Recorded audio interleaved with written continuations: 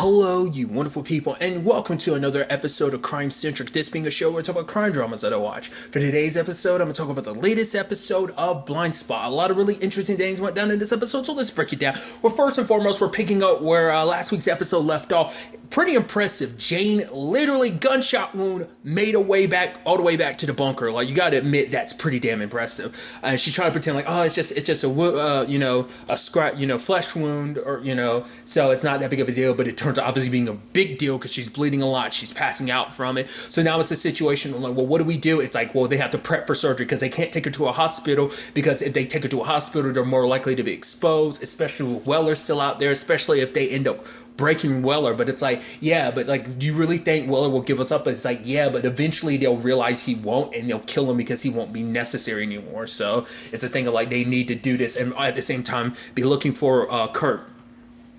And so it turns into a thing of like, all right, if they're prepping for the surgery and everything, which even Rich is like, are we really doing this? And then like, Patterson is obviously a little manic, and he's like, why am I really the calm voice of reason in this situation, and you're like the loose cannon? He's like, I don't like this new dynamic.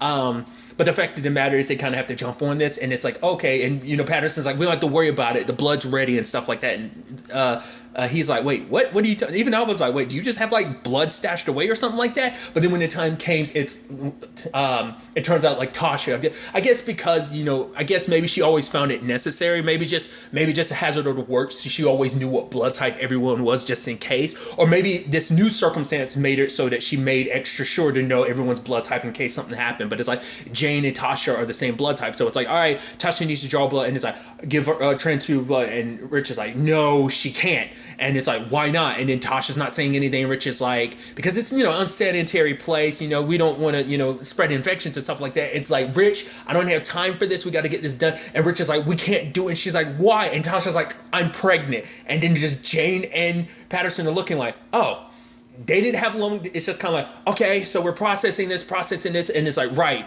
Rich is right. You can't give blood because it could end, because she's going to be giving up like 20% of her blood being pregnant. It's not going to be good for the baby. But obviously for Tasha, it's like, it is the last resort. But Jane is like, no, we'll find another way. It's like, we need to find another way because I'm not about to put you or your baby in danger. So now it turns into a situation. I'm like, oh, what are we going to do? It's like, well, we need Rich to get some blood because he's like, I found a way. I know a guy. You get human blood. It's like, wait, you know a guy to get human blood? He's like, just give me like 30, 45 minutes.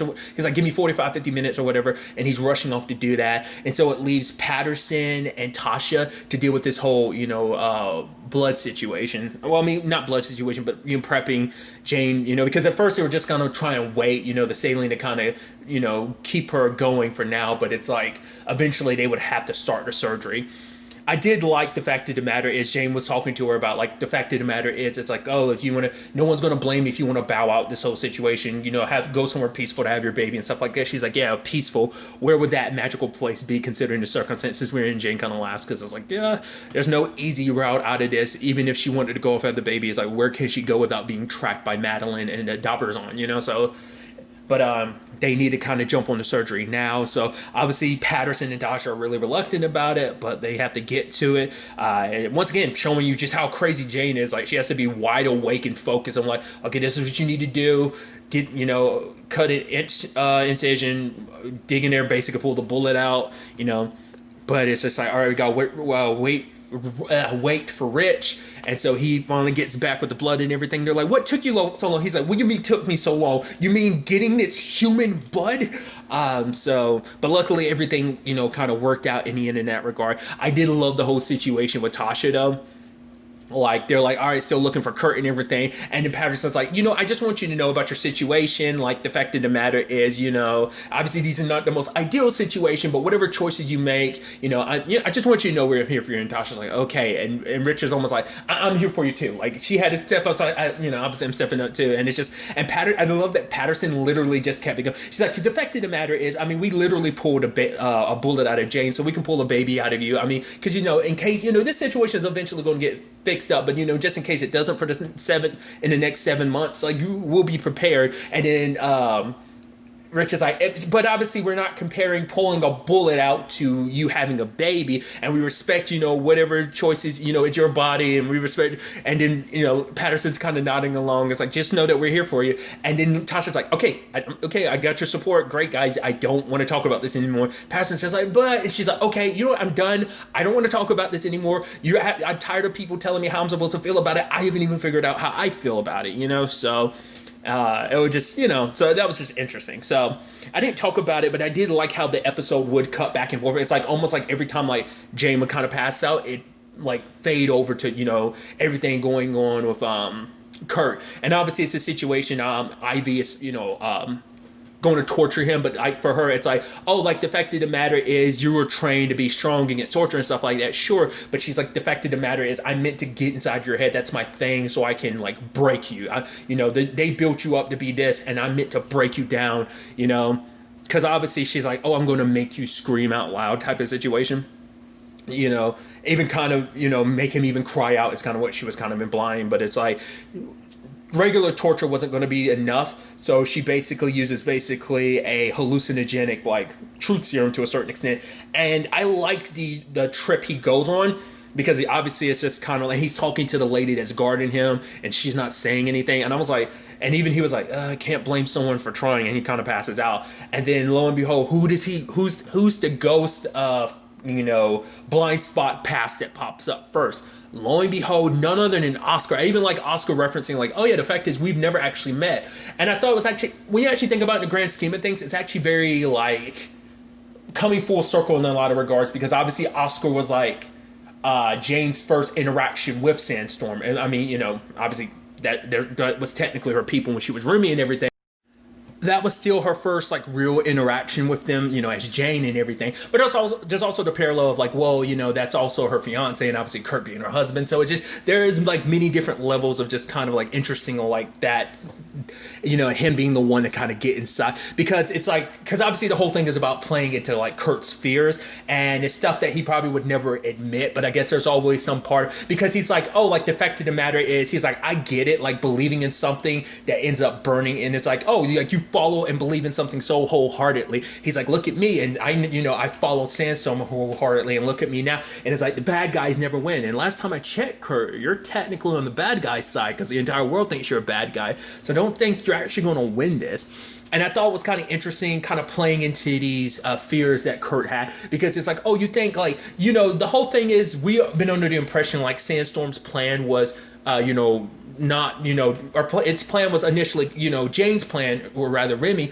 was meant to destroy you. You're in love with someone that, she was perfectly designed to, make you fall in love with her. So it's like, in all honesty, she did kind of destroy you, because, I mean, look at everything that's happened, all the people that you've lost in your life. Because it's like, the whole thing, I can't remember if it was Oscar who said this, or whether it was Ivy,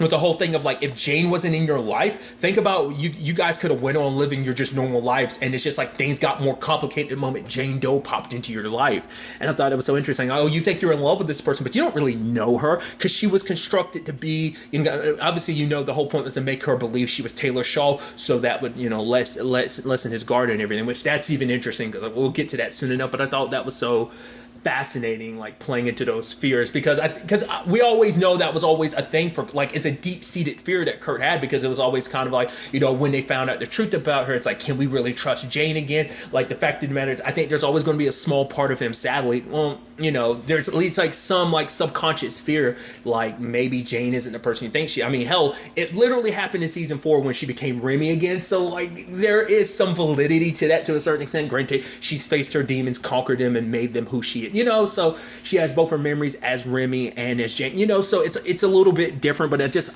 think that's such a fascinating like struggle in his head. And he let slip the moment he's like, oh yeah, you won't find the bunker, and I'm like, they didn't know. It's like, he just said bunker. And even like Ivy was like, oh good, you actually slipped up because you mentioned bunker, so we didn't know that before is where your team was, so yay. And obviously, like, he's talking to the lady, but the lady's like, oh, the other lady is like, no, I'm not going to help you. The US government killed my dad. So the fact of the matter is, the Dabrazon found me. So at least they tell me who they are, like, up front. They don't hide anything. So for her, she wholeheartedly believes in them and everything.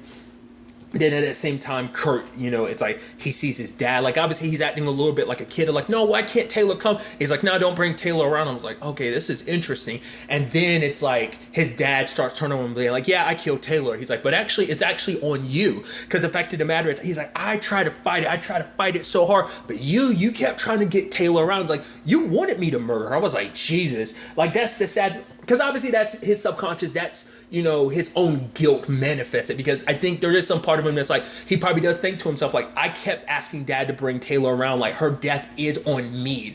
I mean, truth be told, is like, because when you actually break that down, let's not forget, like, Sandstorm, in particular Roman, well, it was still, obviously part of Sandstorm, but killed Taylor's mom so that she wouldn't be around to, be able to say that, oh, Jane wasn't Taylor. So, and you can make the argument, that's it's that, like, not truthfully, but I'm sure, like, in Kurt's head, he still will blame himself. Like, everything associated with Taylor and her family kind of falls back on him, like them dying and stuff like that. So it's interesting, like, and his dad being like, oh, like, the fact of the matter is, I just gave into who I really was. Like, I was always a killer. I just kind of kept it at bay. And it's like, you're my son. Like, you think you became an FBI agent, to save people. He's like, yeah, to put away people like you, stop people like you. It's like, oh, you don't stop people. You stop them by killing them. And he was like, I do that to stop them and stuff like that. But he's like, you got that badge to become what you really are.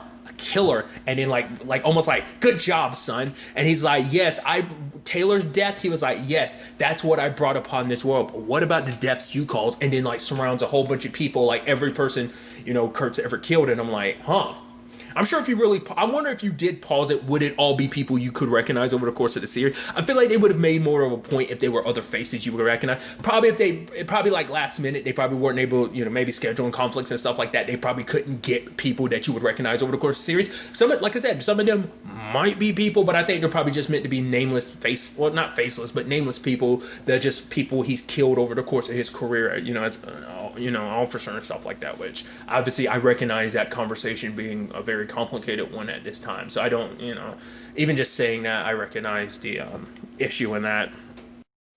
But nevertheless, kind of getting back to it, the fact is, it's like, oh, these are, it's that whole thing of, I thought it was kind of an interesting thing of just being like, oh, like Kurt as a character thinking like, what if I am the wrong side of history? Like, Oscar was saying, like, what if I am the wrong, like, because his fears have probably always been like, oh, what if I'm the monster my dad was? It's just like, and even his dad being like, oh, no, you're not like me. You're worse. Like, look, so that was an interesting thing. And then also, like, he's talking to the lady. He's like, please help me. And she's like, I am helping you. The fact of the matter is, I'm doing this all for you. And it's like, it turned out, I like the twist of like, oh, that's supposed to be an older Bethany. It's like, no, I thought you were a monster, did all these terrible things. But then I realized the U.S. government painted you as one. So that's when the Dabrazon found me. So I'm doing all of this for you and stuff like that. And obviously, so it's like, let go of all of that, because the fact of the matter is you always have to carry the weight of, other people and me. So just let it go. And he's like, you're not real. You're not her. And it ended up obviously being Ivy. And he's like, the fact is, it was kind of, well, he was basically like, you are right, but the fact of the matter is, he was like, you've been doing all this to me, sure, but he's like, I've been playing you the entire time. I've been wasting your time because we have protocols, meaning that by this time, like, they will have abandoned that place. So even if you did find them, you'd find it empty. Even if you found the bunker, it's an empty bunker. It's like, well, I'll kill your daughter. It's like, you don't actually know where she is. You said St. Louis, but you said it after I said it. So it's like you were waiting for me. So you don't even have an idea where Allie and Bethany are. So he's like, so at this point, he's like, the fact of the matter is, I'm as good as dead, but so are you. Because the moment Madeline figures out her top hunter can't find anybody, like, you're just as dead as I am. And I was like, oh, dude. And she didn't appreciate it at all. I like, because she seemed like she's so in control the entire time until that last moment. And she just kicks Kurt. Kurt breaks free and he starts kicking out. My immediate thought was like, this is a trick. they're trying to let your guard down, and it's supposed to be a front. Like, part of me was like, fire off one of those shots to see if they're actual real guns or whether they're like blanks or something. That's what I was wondering. But like, he has an opportunity to take out Ivy, but like all that stuff in his head kind of stops him from pulling the trigger. So he manages to escape, but he runs into Tasha, who got, his location from Patterson and Rich, because they had worked out where he was. But the fact of the matter is, he doesn't know whether this is real or not. And even I'm like, don't trust her, because it's like, that could be. But I was like, maybe if she mentions that she's pregnant, maybe that will. But it's like, why would she, because there's no, like, she could tell you something that only she would know, but it's like, how would that be something, it's like, because even if he's like, like, this is you telling me something only I would know, but it's like, I'm not in my right mind right now, so I could be hallucinating you, so it's a complicated thing of like, I was like, do you trust her? Do you not? And she's like, the fact of the matter is, I can't tell you whether you really trust me or not. But like, the fact is, all I can say is you got to take a leap of faith right now. And so Kurt goes with her. Turns out it really is Tasha back. Obviously, he was like, here's a recording from the camera. You have to check and see. We'll send this over to Patterson because we need to see whether or not I told them where we really are. Luckily, they got away, and he's back at the bunker. Jane was waking up. She's like, well, they should have told me you were back. She's like, did you watch it? He was like, yeah, all the stuff that you said. He's like, but for him, it's like, he feels the most heartbroken about the whole thing, because for him, he's like, I broke, but the fact of the matter, it's like, you're human, so it's just like, but the fact is, you struggled so much to keep us safe. Like, yeah, you might have said bunker, but there's so many damn bunkers. Let, Ivy be out there looking at every single one. Like, you didn't narrow it down for them at all. So that should be, kind of seen as impressive as well. But for him, he starts second guessing. He's like, what if everything, what if we are kind of wrong in this situation? Because he's starting to think, like, when he's like, I could have killed Ivy. I didn't have to, but there's a part of me that wanted to. But Jane was like, the fact is that you didn't is all that matters. Because at the end of the day, it's like, you're filled with so much stuff. You're full of light, darkness, fear. And it's like, you're built the same way I am. Every human is, like every human is kind of got those components as well. So I just thought that was just kind of, a nice situation. And luckily, when it's all said and done, they come out and everyone's like, hey, they find out that, Bethany isn't at the hospital anymore. So that means that Allie got her out and they both disappeared. So he's like, that eases his mind a little bit. So it's like, all right. So obviously they're tracking the number from the recording from the camera recording. They didn't know who Ivy was talking to, but they got the number, so they're going to keep an eye on that number.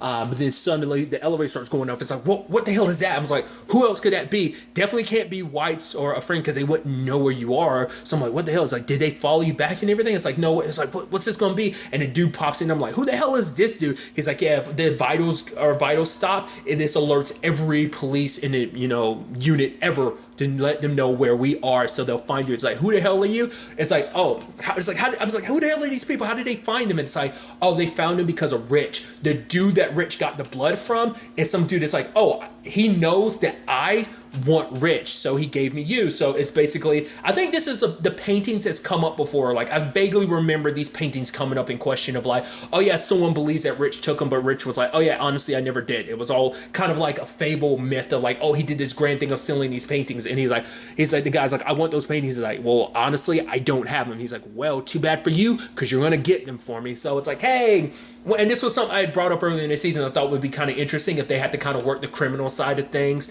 That's what show had kind of suggested, early on, and I was wondering if that'd be an element that kind of resonates throughout the season. I think that kind of be interesting. Obviously, Kurt's also, he's in the know about Tasha being pregnant. She's like, I liked it better when everyone kept their secret. So interesting setup. This, see where all this ends up taking them. Obviously, trying to stay low key, especially now that Ivy's going to be looking after them very continuously. Obviously, no backing down from that. Once again, we still don't fully know, like I said, last episode, I threw out my ideas about why Madeline's doing everything that she's doing, like this bomb and everything. It's like, but we still haven't figured out like what her exact plan is, what the Dapperzon's, exact plan as well is, like, what each one of them is getting out of this relationship. So a lot of questions. I'm curious to get the answers to a lot of this going forward into the next episode. But really, that's all I want to talk about. Till the next time we meet, be happy, be safe, live life to the fullest, and enjoy it. Good day and good